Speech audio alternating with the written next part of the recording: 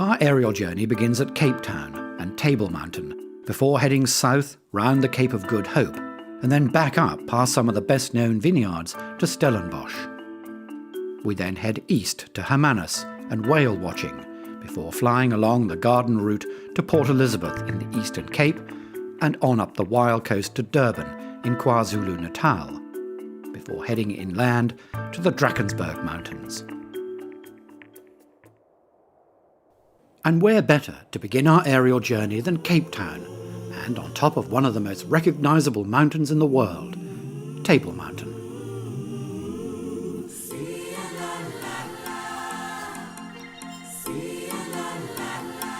The mountain towers over the city. It's 2 miles long and 3,500 feet above sea level. It was named Table Mountain by Antonio da Soldano, the first European to sail into the bay in 1503. The flat top is flanked on one side by Devil's Peak, and the other, Lion's Head. One of the most famous views of the mountain is from the sea to the north, where it's possible to see how much it dominates the city. More often than not, the mountaintop is covered by a white tablecloth, when clouds are formed by a warm southeasterly wind rising up the mountainside and meeting colder air at the top. And the views from the top are spectacular. But for those who prefer the easy way up, a cable car takes you to the plateau.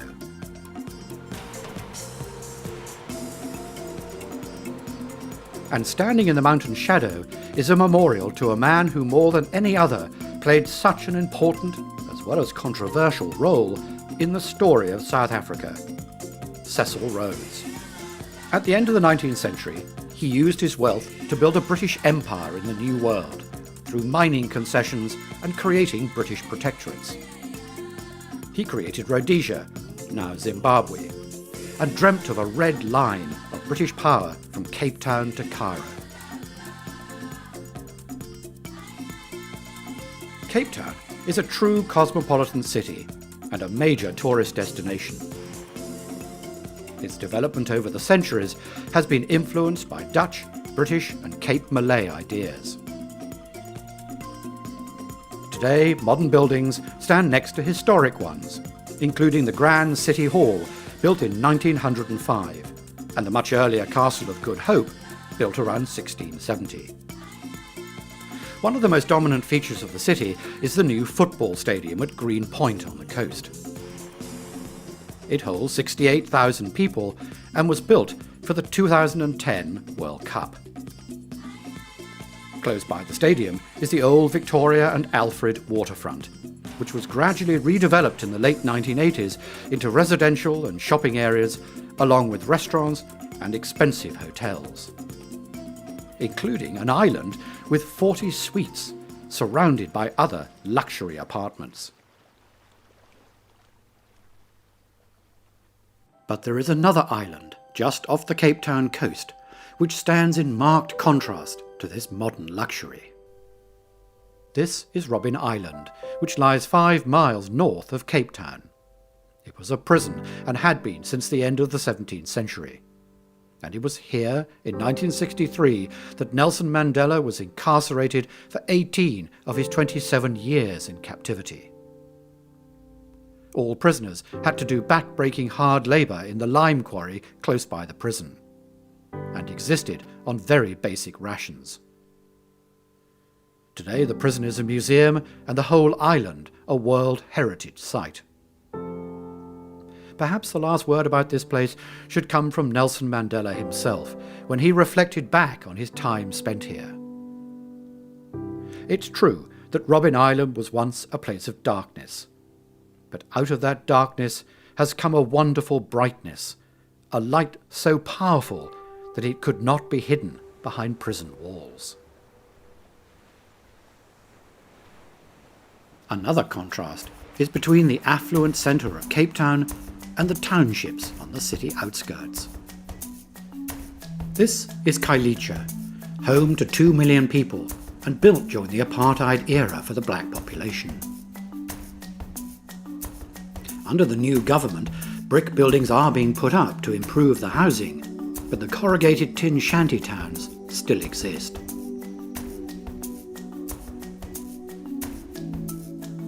It's a very different story on the west side of the city, where modern apartment blocks line the shore at Sea Point and up the side of Lion's Head. One of the glories of South Africa is its coastline, which stretches for nearly 1,800 miles and boasts some of the most beautiful beaches in the world. And Noordhoek Beach is one of them, a 4-mile stretch of white sand and deep blue sea. But this beauty can be deceptive, because very quickly a storm can turn the sea into a fearsome maelstrom, which over the centuries has driven many a ship onto the shore. All around the coast, rusting wrecks can be seen. Proof, if proof was needed, of how dangerous the seas can be. And especially around the Cape of Good Hope, where gale-force winds and tidal races can drive unsuspecting ships onto the rocks. Cape Point Lighthouse replaced an earlier one built higher up on the Cape, because in 1911, as a result of the old one being shrouded in fog and the light obscured, a Portuguese liner, the Lusitania, was driven onto the rocks. There was no lighthouse in 1488, when the European explorer Bartolomeo Diaz discovered the Cape for the first time. He erected a cross, which was later replaced with this replica as a memorial to his discovery, and is interestingly used by sailors today as a navigation point. The weather patterns around the Cape area do have one very beneficial effect, and that's on all the vineyards, because South Africa is one of the world's great wine producers, with a history that goes back to the Dutch settlers in the late 17th century. These are just some of the beautifully maintained historic estate houses in the shadow of Table Mountain at Constantia. The main area of the Cape wine industry is to the east of Cape Town, around Stellenbosch. One of the earliest estates is Boschendal, which has a history stretching back to 1685. The old manor house has been enlarged and altered over the years, and what we see today dates from 1812. Time to head for the coast, and a place which has become most associated with whale watching, Hermanus. Back in the 19th century, when whales were spotted, the boats would put to sea and the killing would begin. Today, when whales are spotted, it is cameras that shoot the whales. From the shore, it's possible to see right whales from June through to December, as they arrive to calve in the shelter of the bay. These huge barnacle creatures, often with calves, can be seen close to the shore, quietly drifting with the tide.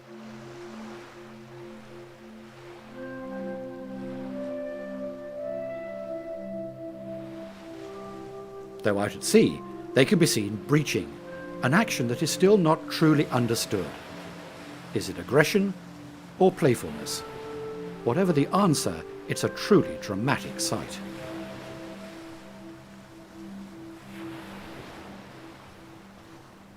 One of the best-known stretches of coast straddles the Western Cape and the Eastern Cape and is known as the Garden Route. It runs from Mossel Bay to Storms River. In 1780, a visiting naturalist noted that nature has made an enchanted abode of this beautiful place.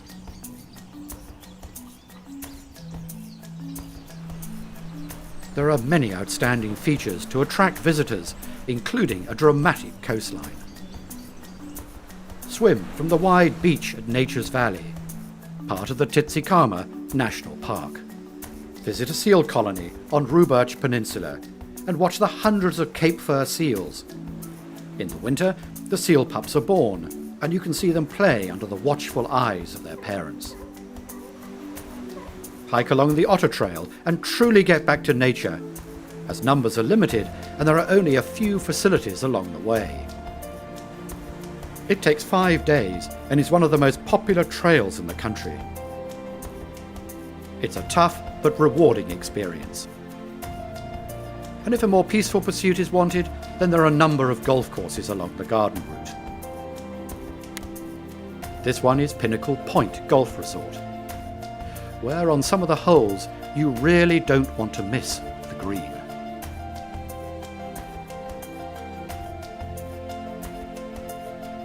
The road bridge across the river Blokranz is the highest single-span bridge in the world and the perfect place to hurl yourself off, attached to a bungee rope, of course. The drop holds various entries in the Guinness Book of Records.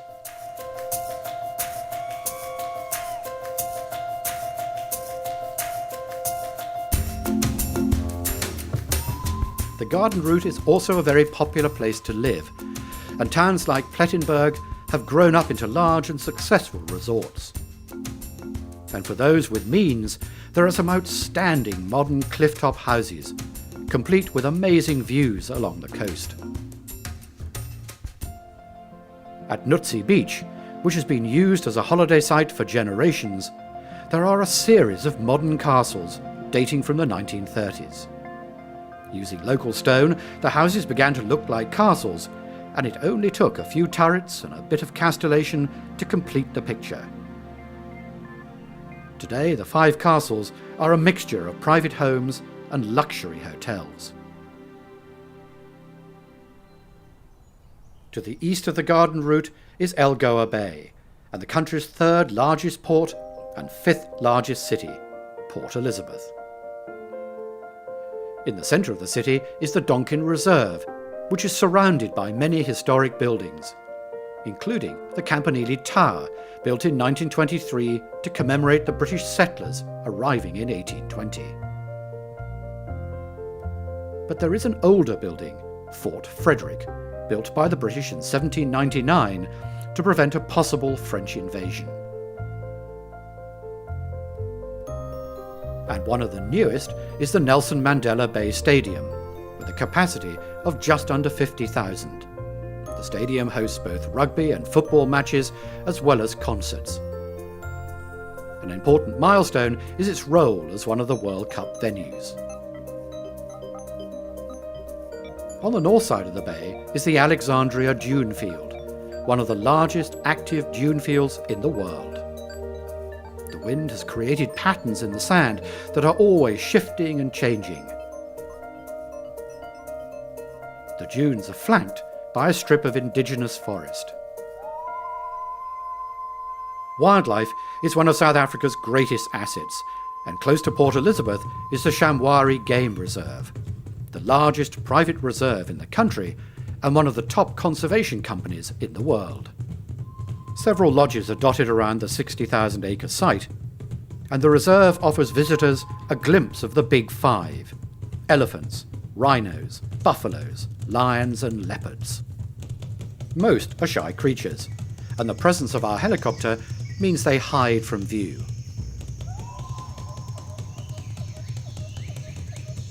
However, the zebra and wildebeest do not seem too worried.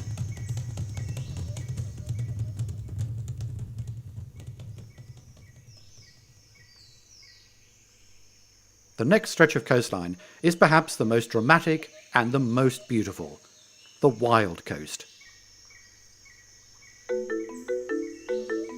This is an area of outstanding beauty and one of the country's most underdeveloped areas, where communities still pursue age-old traditions, and much of the land is owned by the local inhabitants.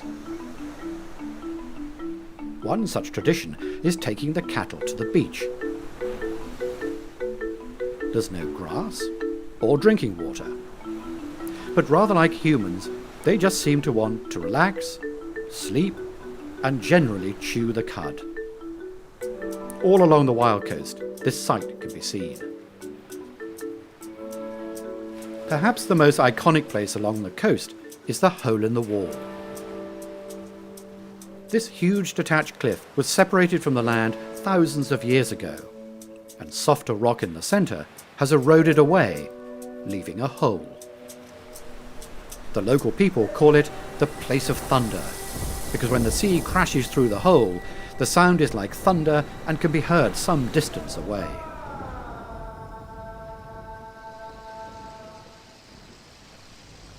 The erosion has created a sheltered and safe place to swim, and is one of the most popular places to visit on the Wild Coast.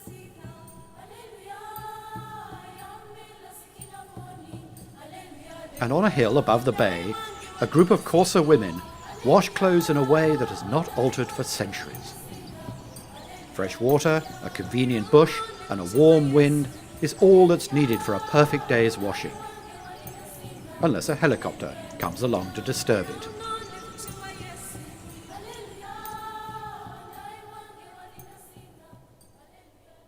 Inland from the coast, groups of round houses, known as rondavilles, can be seen in clusters, surrounded by vegetable patches and enclosures for cattle. They are built in the traditional manner, using thatch with earth and cow dung walls. These roundhouses can be seen all the way up the east coast, and in places the thatch has been replaced by corrugated tin, and the earth and cow dung walls with cement blocks or bricks, but the shape has remained the same. Originally built with no services, many now have electricity and running water, with a separate earth closet outside.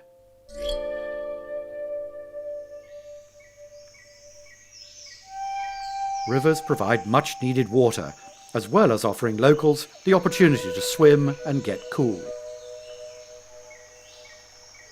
But this peaceful-looking river soon gives way to a 500-foot drop into a dark, dank gorge. These are the Magua Falls, which were created as a result of seismic activity when the ground split open thousands of years ago to create this impressive gorge. At the end are the falls, and they can be seen from several vantage points.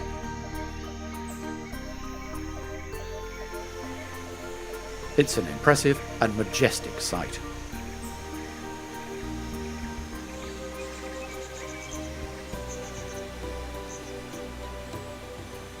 Equally impressive are these rare waterfalls, which drop directly into the sea.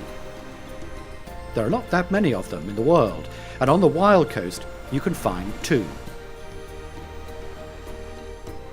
This one is Waterfall Bluff, and here the water cascades down a near 200-foot drop. The falls attract visitors all year round, even though it's in a very remote part of the Wild Coast. And another reason for visiting this part of the coast is to see the wonderful rock formations, including Cathedral Rock. It's freestanding, and over the centuries has been sculpted by the sea and wind, and does indeed take on the appearance of a great flying buttress on a medieval cathedral. Over the border in KwaZulu-Natal, sugarcane production provides much needed employment in rural areas. And most of the country's sugar comes from this part of the country. There are well over 30,000 registered growers, and parts of the landscape are covered with sugarcane fields. When the cane is cut, it goes to one of the mills, and this one is on the coast at Basley Beach, close to Durban. The delicious burnt sugar smell spreads downwind for several miles. Our route now takes us up the coast to South Africa's third largest city and busiest port, Durban. The harbour is natural, one of only a few on this stretch of the coast, and was opened in the 1840s when it was known as the Port of Natal. But perhaps Durban is most famous for its seafront and beaches, and is in complete contrast to the wild coast we have just seen.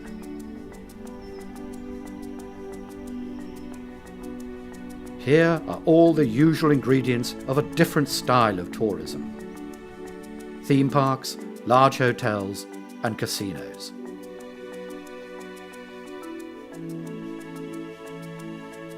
Durban also played its part in the World Cup story at the Moses Mabhida Stadium, which comes complete with a funicular cab that takes visitors to the top of the arch for breathtaking views over the city and coast. Inland from Durban is the Valley of 1,000 Hills, which is very much part of the Zulu kingdom, founded at the beginning of the 19th century by Shaka Zulu, who united tribes together by diplomacy and force. At the height of his empire, Shaka commanded an army of over 50,000 Zulu warriors. Today the area is full of small villages and farms which dot this beautiful landscape and have changed very little over the centuries. And for centuries, the Umgeni River has flowed over Howick Falls. The Zulu people call the falls Kwanakwaza, meaning place of the tall one.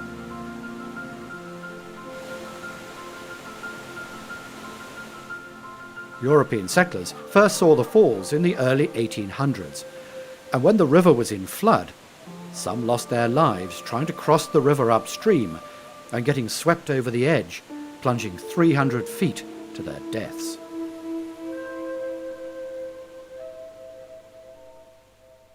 From here, it's only a few miles to South Africa's highest mountain range, which in total runs for some 600 miles. The Drakensbergs.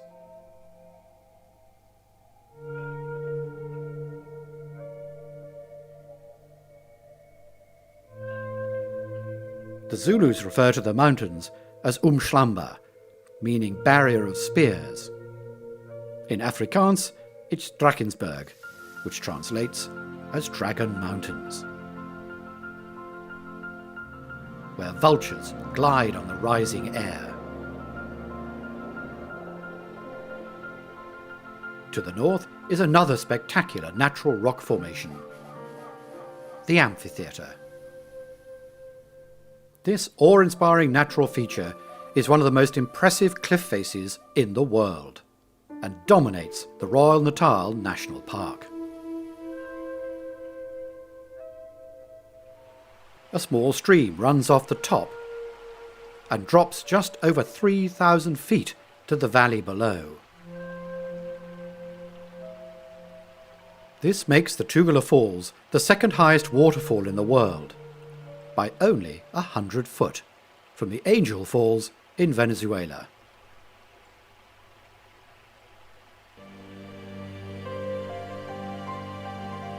Perhaps the best known mountain in the Drakensberg range is Cathedral Peak. And from the hotel in the valley, there is a clear view up to the summit. And by flying up the path to the top, the climb will take us less than a minute. So sit back and enjoy the ride.